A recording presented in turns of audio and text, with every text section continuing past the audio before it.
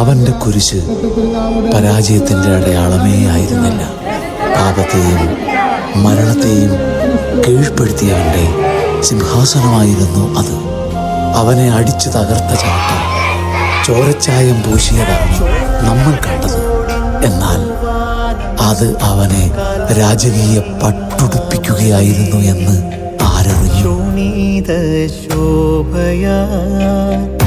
N Rajan ക്രൂശതിൽ രാജാധിരാജൻ വാഴ, രാജാധിരാജൻ വാഴ, രാജാധിരാജൻ വാഴ, രാജാധിരാജൻ വാഴ.